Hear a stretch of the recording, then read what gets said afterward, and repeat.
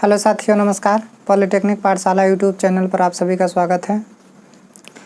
Electrical machine first में आपको construction पढ़ा दिया गया है, ठीक है। उसमें कुछ बुशिंग्स वगैरह 2-3 पार्ट ऐसे हैं जो बाकी हैं, जो आप खुद से पढ़ सकते हैं, लेकिन मैं उसके बारे में डिस्कस कर दूंगा लास्ट में, ठीक है। अब यहाँ पे हम वर्किंग प्रिंसिपल देखते हैं कि ट्रांसफार्मर का वर्किंग प्रिंसिपल क्या होता है, ठीक है। आप जब इलेक्ट्रोमैग्नेटिक इंडक्शन चैप्टर पढ़ते होंगे तो इलेक्ट्रोमैग्नेटिक इंडक्शन चैप्टर में आपको पढ़ाया होगा कि फैराडे का इलेक्ट्रोमैग्नेटिक इंडक्शन का कितने नियम है। 2 नियम है, एक फर्स्ट लॉ होता है, एक सेकंड लॉ होता है, ठीक है। एक फर्स्ट लॉ होता है और एक क्या होता है, सेकंड लॉ। फर्स्ट लॉ ये होता है कि जब किसी मैग्नेटिक फील्ड में रखे कंडक्टर के द्वारा फ्लक्स कटता है तो उस कंडीशन में कंडक्टर में ईएमएफ इंड्यूस होता है, ठीक है। दूसरा लॉ क्या है, E बराबर -N d∅/dt होता है, ठीक है। जो इंड्यूस ईएमएफ होता है वो फ्लक्स परिवर्तन की दर के सीधे क्या होता है, समानुपाती होता है। और वहाँ पे माइनस चिन्ह लेंज नियम के अनुसार क्या किया था, आया था। और उसके बाद जो है, जो ईएमएफ होता है वो दो टाइप का होता है, एक डायनेमिकली इंड्यूस ईएमएफ और एक स्टैटिकली इंड्यूस ईएमएफ, ठीक है।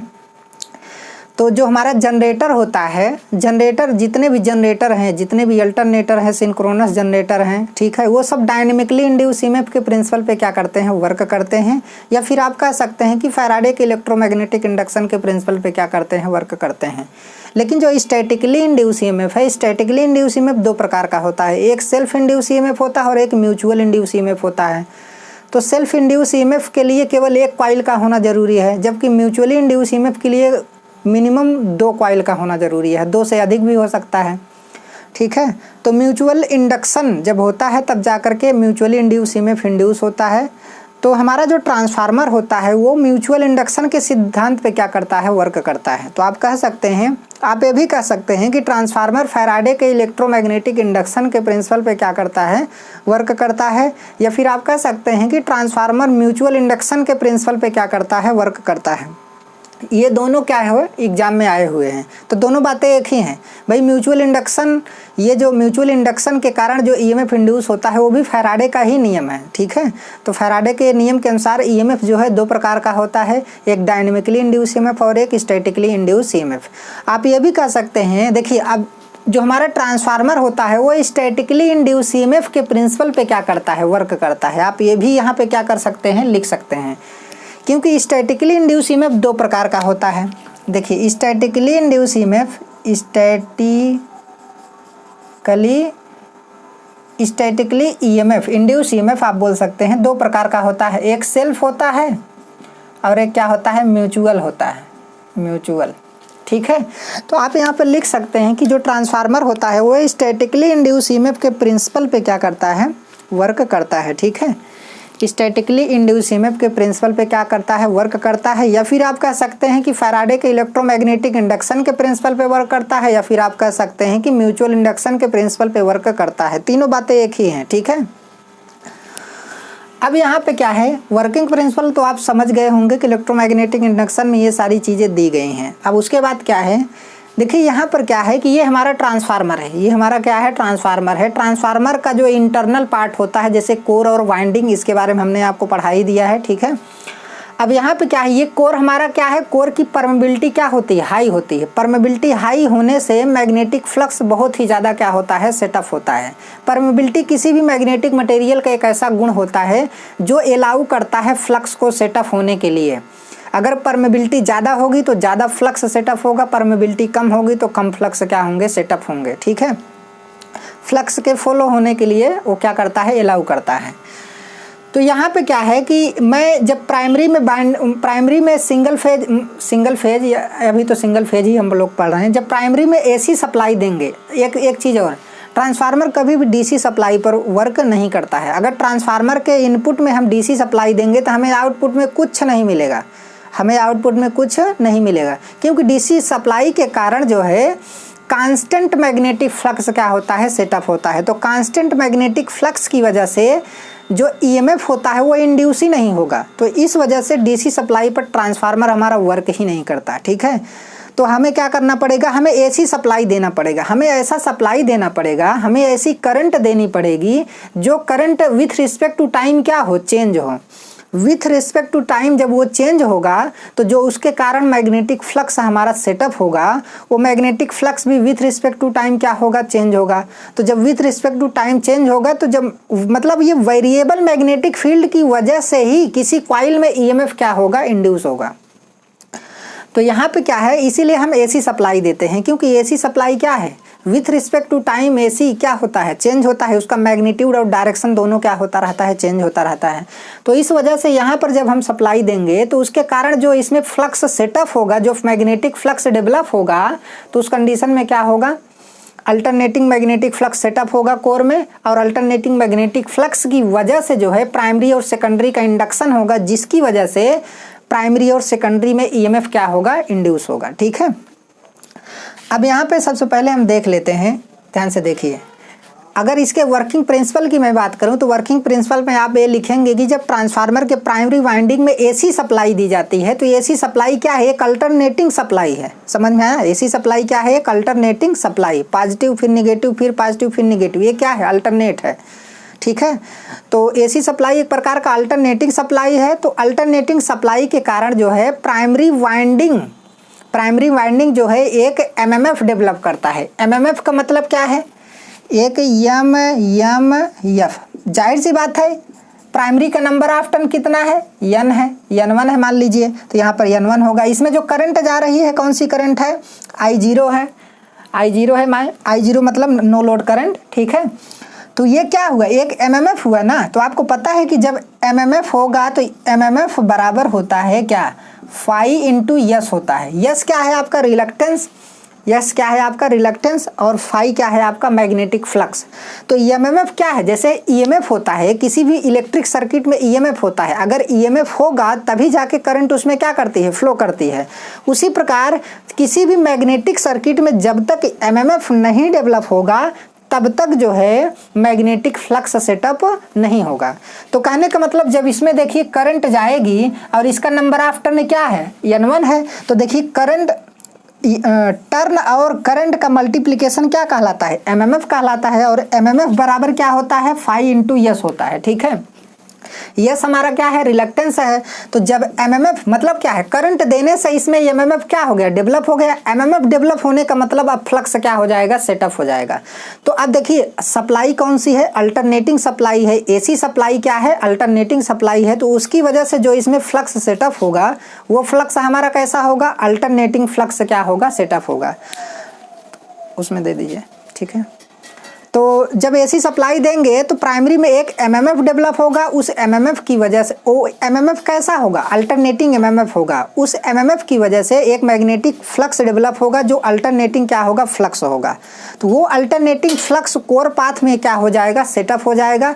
जब ये अल्टरनेटिंग फ्लक्स जो है सेकेंडरी वाइंडिंग से लिंक्ड होगा तो सेकेंडरी वाइंडिंग में फैराडे के नियम के अनुसार जो है एक ईएमएफ इंड्यूस होगा, जिसे म्यूचुअली इंड्यूस ईएमएफ के नाम से जानते हैं। ठीक है, इसे E2 के नाम से जानते हैं। और जब यही फ्लक्स जो है प्राइमरी वाइंडिंग को लिंक करेगा तो प्राइमरी वाइंडिंग में एक सेल्फ इंड्यूस ईएमएफ क्या होता है, इंड्यूस्ड होता है, जिसे E1 से हम क्या करते हैं, रिप्रेजेंट करते हैं। ठीक है, तो इतनी चीज़ों को ध्यान में रखना है कि अब यहाँ पर देखिए लिखा गया है, यहाँ पर देखिए लिखा गया है कि ट्रांसफार्मर फैराडे के इलेक्ट्रोमैग्नेटिक इंडक्शन के प्रिंसिपल पे क्या करता है, वर्क करता है। और उसके नीचे लिखा गया है, इसको अलग तरीके से बोल सकते हैं कि ट्रांसफार्मर म्यूचुअल इंडक्शन के प्रिंसिपल पे क्या करता है, वर्क करता है। एक चीज़ यहाँ पे आप और लिख सकते हैं, कि ट्रांसफार्मर जो है स्टैटिकली इंड्यूस ईएमएफ के प्रिंसिपल पे भी क्या करता है, वर्क करता है। यहाँ पर लिख सकते हैं, ये भी आप बोल सकते हैं, ट्रांसफार्मर स्टैटिकली इंड्यूस ईएमएफ के प्रिंसिपल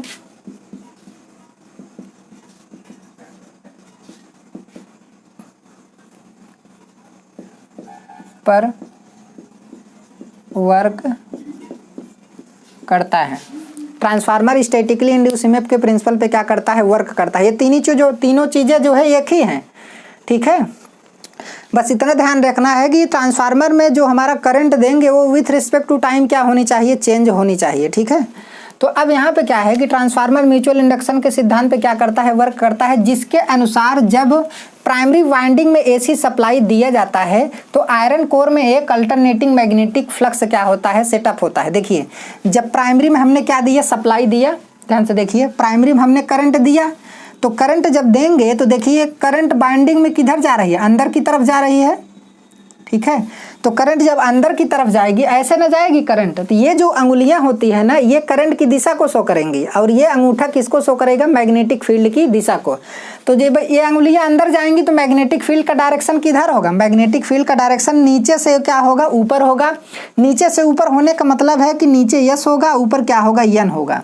अब ऊपर यन है तो ऐसे ही तो मैग्नेटिक फ्लक्स क्या होता है, सेटअप होता है। ऐसे ही मैग्नेटिक फ्लक्स क्या होता है, सेटअप होता है। आपको पता है कि मैग्नेट के अंदर मैग्नेटिक फील्ड का डायरेक्शन साउथ से नॉर्थ होता है, और बाहर जो है नॉर्थ से क्या होता है, साउथ होता है। तो जाहिर सी बात है मैग्नेटिक फील्ड का डायरेक्शन ये है, तो ऊपर जो है नॉर्थ बनेगा, नीचे क्या बनेगा, साउथ बनेगा। तो यहाँ पर साउथ आपका बन गया, और यहाँ पर क्या बन गया, नॉर्थ बन गया। आप कैसे जान सकते हैं, देखिए करंट जो है अंदर की तरफ जा रहा है, करंट जो है अंदर की तरफ जा रहा है। तो जब करंट अंदर की तरफ जाएगा तो मैग्नेटिक फील्ड किसको शो करेगा, अंगूठा को शो करेगा। अंगूठा जो है मैग्नेटिक फील्ड को क्या करेगा, शो करेगा, ठीक है। तो मैग्नेटिक फील्ड का डायरेक्शन किधर है, मैग्नेटिक फील्ड का डायरेक्शन नीचे से ऊपर, तो नीचे यस होगा, ऊपर क्या होगा, नॉर्थ होगा। अब नॉर्थ से देखिए मैग्नेटिक फ्लक्स निकल रहा है, ऐसे ऐसे आकर के साउथ में फिर प्रवेश कर गया, फिर साउथ से क्या जाएगा, नॉर्थ, फिर नॉर्थ से क्या जाएगा, साउथ। समझ में आया। तो इस तरीके से मैग्नेटिक फ्लक्स क्या हो रहा है, सेटअप हो रहा है, ठीक है। तो यहाँ पर जो मैग्नेटिक फ्लक्स सेटअप होगा वो कौन सा मैग्नेटिक फ्लक्स होगा, अल्टरनेटिंग मैग्नेटिक फ्लक्स होगा। यहाँ पर लिखा है ट्रांसफार्मर म्यूचुअल इंडक्शन के प्रिंसिपल पे वर्क करता है, जिसके अनुसार जब प्राइमरी वाइंडिंग में एसी सप्लाई दिया जाता है तो आयरन कोर में एक अल्टरनेटिंग मैग्नेटिक फ्लक्स क्या होता है, सेटअप होता है। आयरन कोर में जो एक अल्टरनेटिंग मैग्नेटिक फ्लक्स क्या होगा, सेटअप होगा। जब यह फ्लक्स सेकेंडरी वाइंडिंग से लिंक करता है तो सेकेंडरी वाइंडिंग में फैराडे के इलेक्ट्रोमैग्नेटिक इंडक्शन के प्रिंसिपल के अनुसार एक ईएमएफ इंड्यूस होता है, जिसे म्यूचुअली इंड्यूस ईएमएफ के नाम से क्या करते हैं, जानते हैं। इसे जो है यहाँ पर इसे E2 से क्या करते हैं, रिप्रेजेंट करते हैं, ठीक है। और यही फ्लक्स जब प्राइमरी वाइंडिंग को लिंक करता है तो प्राइमरी का सेल्फ इंडक्शन होने से इसमें जो है सेल्फ इंड्यूस ईएमएफ क्या होता है, इंड्यूस होता है, जिसे E1 से क्या करते हैं, रिप्रेजेंट करते हैं, ठीक है। अब ध्यान से देखिए, जब इसमें हम सप्लाई देंगे तो इसमें एमएमएफ क्या होगा, डेवलप होगा। N1 इंटू आपका I0 हो जाएगा, एक एमएमएफ डेवलप होगा, जिसकी वजह से एक अल्टरनेटिंग फ्लक्स सेटअप होगा। तो ये फ्लक्स जो है सेकेंडरी वाइंडिंग को लिंक करेगा तो इसमें E2 ईएमएफ इंड्यूस होगा, और यही फ्लक्स जो है जब प्राइमरी वाइंडिंग को लिंक करेगा तो इसमें कौन सा ईएमएफ इंड्यूस होगा, E1 ईएमएफ क्या हो जाएगा, इंड्यूस हो जाएगा, ठीक है। इसमें देखिए मैग्नेटिक फील्ड का डायरेक्शन आप इस नियम के अनुसार क्या कर सकते हैं, निकाल सकते हैं। ये जो हमारा दाहिना हाथ का नियम है, ये चारों अंगुलियां मैग्नेटिक फील्ड का, ये चारों अंगुलियां किसको शो करेंगी, मैग्नेटिक फील्ड के डायरेक्शन को, और ये अंगूठा किसको शो करेगा, चारों अंगुलियां जो है करंट की दिशा को शो करेंगी, और ये जो अंगूठा है ये मैग्नेटिक फील्ड की दिशा को क्या करेगा, शो करेगा, ठीक है। तो अभी मैं इसके बारे में फिर समझा दूंगा, आपको समझ में आएगा कि कैसे डायरेक्शन जो है निकलना चाहिए। तो ये हमारा क्या है, वर्किंग प्रिंसिपल है, जो ट्रांसफार्मर म्यूचुअल इंडक्शन के प्रिंसिपल पे क्या करता है, वर्क करता है, ठीक है। अब उसके बाद क्या है, एक होता है देखिए कपलिंग फैक्टर। कपलिंग फैक्टर का मतलब, मान लीजिए प्राइमरी वाइंडिंग है और क्या है, सेकेंडरी वाइंडिंग है। प्राइमरी वाइंडिंग है और क्या है, सेकेंडरी वाइंडिंग है। प्राइमरी वाइंडिंग का इंडक्टेंस L1 है और सेकेंडरी वाइंडिंग का इंडक्टेंस क्या है, L2 है, ठीक है। तो एक होता है कपलिंग फैक्टर के बराबर M/√में L1 इंटू L2। L1 और L2 क्या है, इंडक्टेंस है, M क्या है, म्यूचुअल इंडक्टेंस है। इन दोनों के कारण जो इंडक्टेंस डेवलप होता है उसे म्यूचुअल इंडक्टेंस बोलते हैं, ठीक है। और इन दोनों का अपना जो पर्सनल इंडक्टेंस होता है उसे L1 और L2 से क्या करते हैं, रिप्रेजेंट करते हैं। और के बराबर होता है M/√में L1 इंटू L2, ठीक है। अब के क्या है, कपलिंग फैक्टर है। के को क्या बोला जाता है, कपलिंग फैक्टर बोला जाता है। अब यदि के बराबर क्या होगा, 1 होगा। के बराबर 1 होने का ये मतलब है कि क्या हो जाएगा, के बराबर 1 होने का मतलब है कि M/√में L1 और L2 हो जाएगा। समझ में आया। और इसका क्या मतलब है, इसका ये मतलब है कि प्राइमरी प्राइमरी वाइंडिंग के द्वारा जितना फ्लक्स सेटअप हो रहा है वो टोटल फ्लक्स किसको लिंक करेगा, सेकेंडरी वाइंडिंग को क्या करेगा, लिंक करेगा, अर्थात एक भी फ्लक्स जो है लीकेज नहीं है। इस कंडीशन में बोला जाता है कि इस समय क्या है, क्रिटिकल कपलिंग है। भाई प्राइमरी और सेकेंडरी की बाइंडिंग के बीच में क्या होगा, एक कपलिंग होगा ना, एक मैग्नेटिक सर्किट के माध्यम से क्या हो रही है, यहाँ पे कपलिंग हो रही है। तो क्रिटिकल कपलिंग कब कहलाएगा, जब प्राइमरी का टोटल फ्लक्स सेकेंडरी को क्या करे, लिंक करे। मतलब प्राइमरी का अगर 10 वेबर फ्लक्स है, प्राइमरी का अगर 10 वेबर फ्लक्स है तो सेकेंडरी को क्या कितना लिंक करे, 10 वेबर फ्लक्स क्या करे, लिंक करे। तो हमारा कौन सी कपलिंग होगी, क्रिटिकल कपलिंग होगी। यदि के का मान लेस देन 1 है, के का मान अगर 1 से कम है तो इसका मतलब क्रिटिकल कपलिंग नहीं है। इसका मतलब यह है कि अगर यहाँ पर 10 वेबर फ्लक्स उत्पन्न हो रहा है प्राइमरी में, तो जो हमारा सेकेंडरी है उसको कम से कम 8 ही वेबर लिंक कर रहा है। कितना लिंक कर रहा है, 10 से कम ही लिंक करेगा, 10 से क्या करेगा, कम ही लिंक करेगा, 10 से ज़्यादा नहीं लिंक करेगा। समझ में आया। तो वो क्या हो जाएगा हमारा लूज कपलिंग। इसे क्या बोलते हैं, लूज कपलिंग। लूज कपलिंग का मतलब क्या है कि के इज लेस देन 1। इसका मतलब यह है कि ट्रांसफार्मर के प्राइमरी वाइंडिंग के द्वारा जितना फ्लक्स सेटअप हो रहा है, जो अल्टरनेटिंग फ्लक्स है, वो फ्लक्स जो है टोटल फ्लक्स सेकेंडरी वाइंडिंग को लिंक नहीं कर रहा है। तो इस वजह से जो है यहाँ पर इसे लूज कपलिंग के नाम से क्या किया जाता है, जाना जाता है। इस कंडीशन में अब देखिए, जब लेस देन 1 होगा, के का मान लेस देन 1 होगा, तो इसका मतलब क्या है, यम का मान क्या होगा, यम is less than under root में L1 और क्या हो जाएगा, L2 हो जाएगा। ये कंपटीशन एग्जाम में बहुत ही ज़्यादा क्या किया जाता है, पूछा जाता है, इसलिए मैं आपको यहाँ पर बता दे रहा हूँ। ठीक है। तो जब यम का मान कम होगा उससे, तो तभी तो जो है लेस देन 1 होगा। अगर यहाँ पर क्या होगा, यम इज ग्रेटर देन क्या होगा, अंडर रूट में L1 L2 हो जाएगा। ठीक है। अब देखिए, यदि के का मान ग्रेटर देन 1 है, तो के का मान ग्रेटर देन 1 है, तो इसका क्या मतलब है, इसका ये मतलब है कि मान लीजिए प्राइमरी में अगर 10 वेबर फ्लक्स उत्पन्न हो रहा है तो सेकेंडरी में 15 वेबर फ्लक्स लिंक करेगा। क्या ऐसा पॉसिबल है, ऐसा पॉसिबल नहीं है भाई। प्राइमरी में जितना फ्लक्स सेटअप होगा मैक्सिमम उतना ही लिंक कर सकता है। 10 वेबर अगर सेटअप हुआ है तो 10 वेबर सेकेंडरी को क्या कर सकता है, लिंक कर सकता है। तो अगर 10 वेबर लिंक करेगा तो वो क्रिटिकल कपलिंग होगा। लेकिन क्या 10 वेबर से ज़्यादा लिंक कर सकता है सेकेंडरी को, ऐसा क्या है, इम्पॉसिबल है। तो इस प्रकार के कपलिंग को हम क्या बोलते हैं, टाइट कपलिंग के नाम से क्या करते हैं, जानते हैं। तो ग्रेटर देन 1 होता है तो यम का मान जो है इस कंडीशन में क्या होगा, ग्रेटर देन क्या होगा, L1 अंडर रूट में L1 इंटू L2 होगा। ठीक है। अब यदि के बराबर क्या है, 0 है, कपलिंग फैक्टर का मान 0 है, तो इसका मतलब है कि प्राइमरी का कोई भी फ्लक्स जो है 10 वेबर फ्लक्स में से कोई भी कितना, मतलब 1 वेबर फ्लक्स भी सेकेंडरी को लिंक नहीं कर रहा है। मतलब सेकेंडरी वाइंडिंग को कोई भी फ्लक्स लिंक ही नहीं कर रहा है, अर्थात कोई कपलिंग ही नहीं हुई है। समझ में आया, के बराबर 0 का यही मतलब है। तो कपलिंग फैक्टर के बारे में आप लोग अच्छे तरीके से समझ गए होंगे। ठीक है।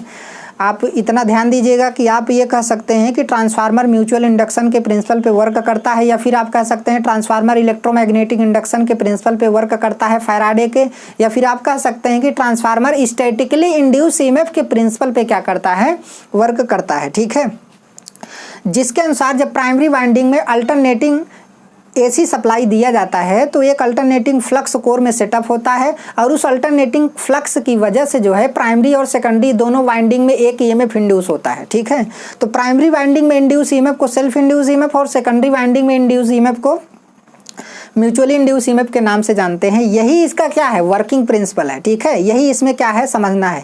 एक क्वेश्चन इसमें बहुत ही ज़्यादा पूछा जाता है कि ट्रांसफार्मर में जब सप्लाई देते हैं तो उसमें कौन सा फ्लक्स सेटअप होता है, तो अल्टरनेटिंग फ्लक्स सेटअप होता है। ऑप्शन में दे देता है रोटेटिंग मैग्नेटिक फ्लक्स सेटअप होता है, अल्टरनेटिंग मैग्नेटिक फ्लक्स सेटअप होता है, समझ में आया, कांस्टेंट मैग्नेटिक फ्लक्स सेटअप होता है। तो ये सारी चीज़ें दे देता है। तो अगर जिसको पता, कुछ लोग रोटेटिंग मार देते हैं, कुछ लोग अल्टरनेटिंग नहीं जानते रहेंगे तो वो कांस्टेंट मार देते हैं। तो एसी सप्लाई पे वर्क करता है। कांस्टेंट तो तब होगा जब डीसी देंगे, और डीसी पे ट्रांसफार्मर वर्क ही नहीं करेगा, उसका आउटपुट मिलेगा ही नहीं, क्योंकि मैग्नेटिक फ्लक्स क्या है, कांस्टेंट।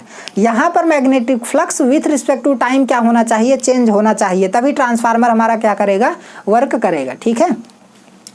तो इतनी सारी चीज़ें तो आप लोग अच्छे तरीके से समझ गए होंगे। हम ये सारी चीज़ें मिटा दे रहे हैं, एक बार आप पूरा स्क्रीनशॉट ले लीजिए। ठीक है। तो ले लिए होंगे। अब यहाँ पे क्या है, इसको मिटा करके मैं कुछ और आपको समझा दे रहा हूँ। कि कैसे नॉर्थ और साउथ यहाँ पे क्या हो रहा है, बन रहा है। जैसे मान लीजिए ये हमारा, यही हमारा हम कोर, इसको अलग से हम लेके बता रहे हैं, ठीक है।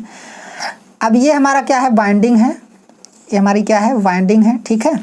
अब सोचिए कि इसमें से करंट जा रही है, जब करंट जाएगी तो इसका नंबर ऑफ टर्न कितना है, n है इसका नंबर ऑफ टर्न, तो एमएमएफ डेवलप होगा कि नहीं, यम यम यफ, n इंटू आई। देखिए अगर केवल टर्न रहेगा तो एमएमएफ नहीं डेवलप होगा, टर्न और करंट दोनों होना चाहिए ना, मतलब दोनों में से कोई एक जीरो रहेगा तो एमएमएफ डेवलप ही नहीं होगा। तो अब यहाँ पे क्या होगा, अर्थात एमएमएफ क्या हो गया, डेवलप हो गया। तो इस कंडीशन में देखिए अब करंट किस दिशा में जा रही है, ऊपर से जा रही है, मतलब ऊपर से जो है अंदर की तरफ जा रही है, ठीक है। जब अंदर की तरफ जाएगी तो मैग्नेटिक फील्ड की दिशा किधर होगी, नीचे से जो है ऊपर होगी, तो नीचे क्या होगा, साउथ होगा, ऊपर क्या होगा, नॉर्थ होगा। तो इसमें मैग्नेटिक फ्लक्स कैसे सेटअप होगा भाई, नॉर्थ से निकलेगा, साउथ में जाएगा, ऐसे रन करेगा, ऐसे निकलेगा, ऐसे रन करेगा। तो ऐसे ही मैग्नेटिक फ्लक्स इसमें क्या हुआ है, सेटअप हुआ है, ठीक है। समझने के लिए मैं आपको बता दे रहा हूँ ताकि आपको कन्फ्यूजन ना हो। तो ये चीज़ हो गया। अभी देखिए ईएमएफ इंड्यूस का जो ट्रांसफार्मर का ईएमएफ इक्वेशन होता है, ईएमएफ इक्वेशन के बारे में आपको नहीं बताया गया है। तो पहले तो अभी ईएमएफ इक्वेशन मैंने आपको बताया नहीं, इसके बाद ईएमएफ इक्वेशन बताऊंगा, लेकिन पहले वर्किंग प्रिंसिपल अच्छे तरीके से पढ़ लीजिए। वर्किंग प्रिंसिपल हम लोग पढ़ चुके हैं। अब आते हैं कि आइडियल ट्रांसफार्मर क्या होता है, आइडियल ट्रांसफार्मर क्या होता है, ठीक है। तो आइडियल ट्रांसफार्मर की बात करें कि अगर हमारा ट्रांसफार्मर क्या होगा, आइडियल होगा, तो उस केस में क्या होगा, ट्रांसफार्मर की कोर क्या होगी, आइडियल होगी। ट्रांसफार्मर की कोर क्या होगी, आइडियल। देखिए आइडियल ट्रांसफार्मर होने का मतलब है कि ट्रांसफार्मर में किसी भी प्रकार का कोई भी लॉसेज नहीं होगा, कोई भी वोल्टेज ड्रॉप नहीं होगा, कोई भी पावर लॉस नहीं होगा। समझ में आया। आयरन कोर है ना, आयरन कोर में भी किसी प्रकार का कोई भी लॉसेज नहीं होगा, ना तो ईडी करंट लॉस होगा, ना तो हिस्टेरेसिस लॉस होगा। लेकिन और सारी चीज़ें क्या होती हैं, ये चीज़ हमें जानना जरूरी है। जैसे अब ट्रांसफार्मर अगर हमारा आइडियल होगा तो कोर भी हमारी क्या होगी, आइडियल। और आइडियल कोर की जो परमेबिलिटी होती है वो क्या होती है, इनफाइनाइट होती है। अगर आइडियल कोर की परमेबिलिटी का इनफाइनाइट होने का मतलब क्या है कि परमेबिलिटी इनफाइनाइट होने का मतलब है कि इसमें इनफाइनाइट फ्लक्स क्या होंगे, सेटअप होंगे, इनफाइनाइट वेवर फ्लक्स क्या होंगे, इसमें सेटअप होंगे। समझ में आया। अब इस कंडीशन में देखिए इसका मतलब क्या, अगर परमेबिलिटी इनफाइनाइट हो गई तो कोई भी फ्लक्स एयर में नहीं जाएगा। अगर इस कोर की परमेबिलिटी क्या हो जाए, इनफाइनाइट हो जाए, तो कोई भी फ्लक्स एयर में जाएगा ही नहीं, और सारे के सारे फ्लक्स जो है कहाँ से सेटअप होंगे, पूरा कोर में सेटअप होंगे, मतलब कोर में क्या करेंगे, फ्लो करेंगे। समझ में आया। तो लीकेज फ्लक्स भी क्या हो जाता है, कम हो जाता है, कोई भी फ्लक्स लीकेज नहीं होगा, अर्थात लीकेज फ्लक्स का मान क्या हो जाएगा, जीरो हो जाएगा। ये हम किस कंडीशन की बात कर रहे हैं, जब ट्रांसफार्मर क्या हो, आइडियल हो। अब दूसरी बात क्या है, रिलक्टेंस भी क्या होता है, जीरो होता है। देखिए जब परमेबिलिटी इनफाइनाइट हो गई ना तो रिलक्टेंस हमारा क्या हो जाएगा, जीरो हो जाएगा। कैसे हो जाएगा भाई, यल बराबर होता है, देखिए यस बराबर होता है 1/μ into mu zero into L by क्या होगा, ए। अब यहाँ पर ये हमारी क्या है, परमेबिलिटी है, ठीक है। अब सोचिए कि अगर परमेबिलिटी बराबर क्या हो गया, इनफाइनाइट हो गया, तो इनफाइनाइट बराबर आपको पता है कि 1/, हम जीरो लिख सकते हैं। तो यहाँ पर हम क्या लिखेंगे, यस बराबर 1/1/0 लिखेंगे। तो जीरो हमारा कहाँ पर आएगा, ऊपर आ जाएगा। जब जीरो ऊपर आ जाएगा तो 0/1 हो जाएगा, तो बराबर क्या आ जाएगा, जीरो हो जाएगा। तो कहने का मतलब क्या है कि हमारा ये जो रिलक्टेंस है ना, रिलक्टेंस भी हमारा क्या हो जाएगा, जीरो हो जाएगा। तो परमेबिलिटी अगर इनफाइनाइट होगी तो आइडियल ट्रांसफार्मर का रिलक्टेंस भी क्या हो जाएगा, जीरो हो जाएगा, और लीकेज फ्लक्स भी क्या हो जाएगा, जीरो हो जाएगा, ठीक है। अब उसके बाद एमएमएफ की बात करें तो एमएमएफ क्या होता है, एमएमएफ का मतलब है मैग्नेट मोटिव फोर्स। जब तक मैग्नेट मोटिव फोर्स नहीं डेवलप होता है तब तक मैग्नेटिक फ्लक्स कोर में सेटअप नहीं होता है। तो आपको पता है कि यम यम यफ बराबर क्या है, फाई इंटू यस है। आपको पता है कि यस बराबर क्या है, जीरो है। भाई यस क्या है, रिलक्टेंस है, तो रिलक्टेंस यहाँ पे क्या है, जीरो है। किस कंडीशन में, आइडियल की कंडीशन में। तो यहाँ पर जब जीरो हो जाएगा तो एमएमएफ जीरो हो गया। अब ध्यान से देखिए इसका मतलब क्या है कि जब ट्रांसफार्मर आइडियल होगा, जब उसकी परमेबिलिटी इनफाइनाइट होगी, तो उस कंडीशन में हमें मैग्नेटाइजिंग करंट जीरो की जरूरत पड़ेगी। मैग्नेटाइजिंग करंट जीरो का मतलब क्या है, उस समय हमें करंट की रिक्वायरमेंट ही नहीं है। मतलब करंट के माध्यम से जो है हम वहाँ पर फ्लक्स को हमको सेटअप करने की जरूरत नहीं है, क्योंकि परमेबिलिटी इनफाइनाइट है, तो ऑटोमेटिक इनफाइनाइट फ्लक्स उसमें क्या हो रहे हैं, सेटअप हो रहे हैं। इनफाइनाइट फ्लक्स उसमें क्या हो रहे हैं, सेटअप हो रहे हैं। हमें यहाँ पर करंट देने की ज़रूरत ही नहीं है, लेकिन क्या ऐसा पॉसिबल है? ऐसा बिल्कुल नहीं पॉसिबल है, ये तो आइडियल का केस बताया जा रहा है। तो यहाँ पर एमएमएफ की हमको बिल्कुल नहीं रिक्वायरमेंट है। देखिए अब एमएमएफ बराबर क्या हो गया, जब यस बराबर 0 है तो एमएम बराबर भी 0 होगा, तो एन इंटू आई म्यू, एन इंटू आई म्यू, आई म्यू बराबर भी क्या हो जाएगा, 0 हो जाएगा। तो आई म्यू बराबर क्या होगा, 0। मतलब क्या है, मैग्नेटाइजिंग करंट 0 की रिक्वायरमेंट है।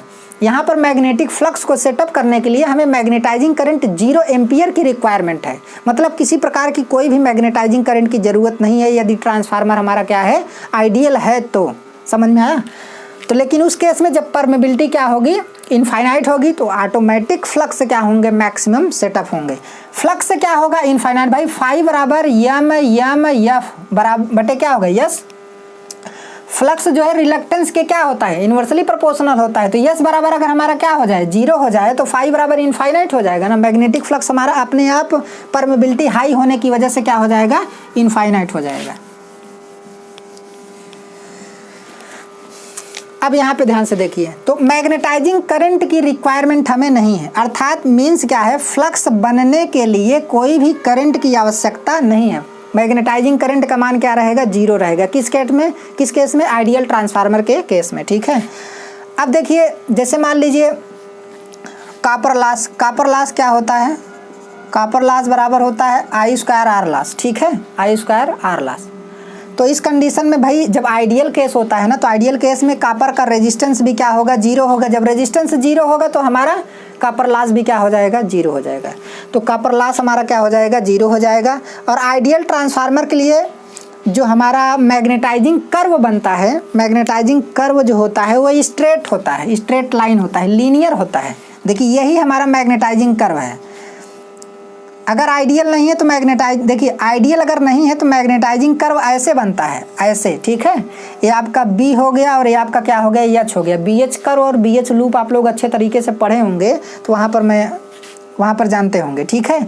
और BH लूप की बात करें तो BH लूप हमारा कैसे बनता है, कुछ इस टाइप का ऐसे बनता है, ऐसे हमारा क्या बनता है, BH लूप बनता है। तो मैग्नेटाइजिंग कर्व है, ये क्या है, मैग्नेटाइजिंग कर्व है, ठीक है। लेकिन हम ये बता रहे हैं कि यदि ट्रांसफार्मर आइडियल है तो आइडियल ट्रांसफार्मर का जो मैग्नेटाइजिंग कर्व बनेगा, ये हमारा बी हो गया और ये आपका क्या हो गया, एच। एच क्या है, मैग्नेटाइजिंग फोर्स। एच बराबर क्या होता है, एच बराबर एन इंटू आई अपान क्या होता है, यल होता है, ठीक है। इसे इंटेंसिटी ऑफ मैग्नेटिक फील्ड बोलते हैं, जो एक वेक्टर क्वांटिटी है। तो यहाँ पर क्या है, इसका क्या होता है, स्ट्रेट लाइन होता है। मतलब क्या है कि अगर ट्रांसफार्मर आइडियल है तो कभी भी वो सेचुरेट होगा ही नहीं, कभी भी सेचुरेट नहीं होगा। मैग्नेटाइजिंग फोर्स बढ़ता चला जाएगा तो उस कंडीशन में क्या होगा, उसमें कोर में मैग्नेटिक फ्लक्स सेटअप होता चला जाएगा, तो कभी भी ये मतलब सेचुरेट बिल्कुल नहीं होगा, ठीक है। तो इसलिए इसका कर्व कैसा होता है, लीनियर होता है, ठीक है। इसको भी आप लोग अच्छे तरीके से देख लीजिएगा। तो ये आइडियल ट्रांसफार्मर के बारे में हमने आपको बता दिया। आइडियल ट्रांसफार्मर में अगर इतना जानकारी आपको अच्छे तरीके से समझ में आ गई है तो बहुत ही ज़्यादा है, इतना आपको कोई बताता नहीं है, ठीक है, डिप्लोमा सब्जेक्ट के केस में। अब यहाँ पर क्या है, एक चीज़ और आपको समझना है कि ट्रांसफार्मर की ये क्वेश्चन पूछा जाता है कि ट्रांसफार्मर के प्राइमरी और सेकेंडरी वाइंडिंग के बीच में रेजिस्टेंस कितना होता है। तो ट्रांसफार्मर देखिए, क्या ट्रांसफार्मर की प्राइमरी और सेकेंडरी वाइंडिंग आपस में जुड़ी हैं, आपस में नहीं जुड़ी हैं। दोनों वाइंडिंग एक दूसरे से काफ़ी दूर रखी हैं। तो इसका मतलब क्या है कि ट्रांसफार्मर के प्राइमरी और सेकेंडरी के बीच जो हमारा रेजिस्टेंस होता है वो क्या होता है, इनफाइनाइट होता है। ये क्वेश्चन पूछा जाता है, यहाँ पर लिख लीजिए, ट्रांसफार्मर के प्राइमरी एंड सेकेंडरी के बीच